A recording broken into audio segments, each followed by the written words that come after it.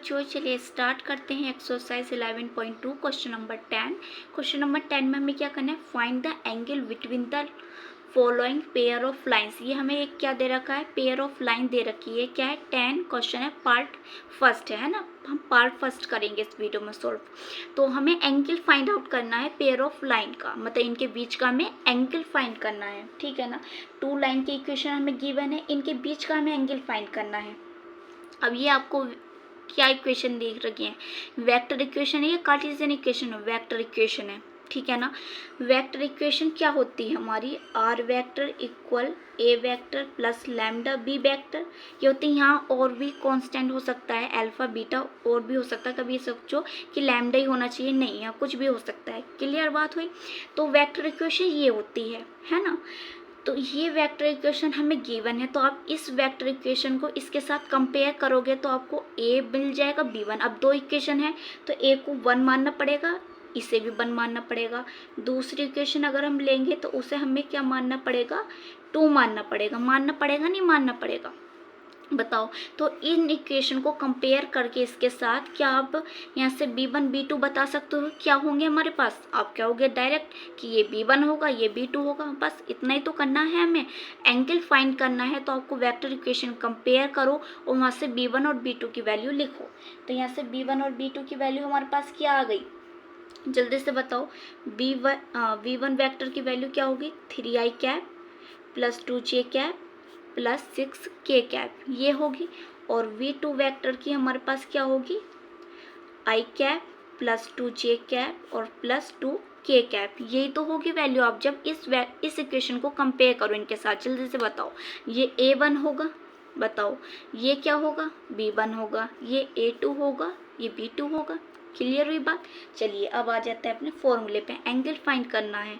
तो क्या होता है, cos theta equal magnitude b1 vector dot v2 vector upon क्या आएगा, v1 वेक्टर का मैग्नीट्यूड और यहाँ आएगा v2 वेक्टर का मैग्नीट्यूड, ठीक है ना। ये फॉर्मूला आता है एंगल, हमें एंगल फाइंड करने का। तो चलिए करते हैं हम। cos थीटा v1 क्या है हमारे पास, 3i कैप, लिखो 3i cap plus 2j cap plus 6k cap, ये होगा। डॉट प्रोडक्ट करनी है v2 वेक्टर के साथ, क्या है i cap plus 2j cap plus 2k cap. Clear. Upon में हमें मैग्नीट्यूड चाहिए, तो मैग्नीट्यूड के लिए क्या है, रूट आएगा। तो b1 क्या है, 3 square plus 2 square plus 6 square, ये तो बनेगा, बताओ। अब इधर हमें रूट चाहिए b2 वेक्टर का, तो v2 क्या है, 1 square plus 2 square plus 2 square, यही तो करेंगे। आपने इतना पुट कर लिया, अब इसे क्या करो, सोल्व आउट करो, ठीक है ना। अब आई की मल्टीप्लाई आई से होती है और जे की मल्टीप्लाई जे से होती है। आई की मल्टीप्लाई जे और के से भी होती है पर वो 0 बन जाता है, ठीक है ना। तो डायरेक्ट आई की मल्टीप्लाई ऐसे करो, जे की जे से और के की के से। तो 3 की मल्टीप्लाई 1 से करेंगे तो हमारे पास क्या आएगा, 3 आएगा। 2 की मल्टीप्लाई 2 से करो, क्या आएगा, 4 आएगा। और 6 की मल्टीप्लाई 2 से करोगे तो क्या आएगा, 12 आएगा, यही आएगा। अब इसे रूट को आप क्या करो, इनका स्क्वायर ओपन करो, क्या आएगा, 9।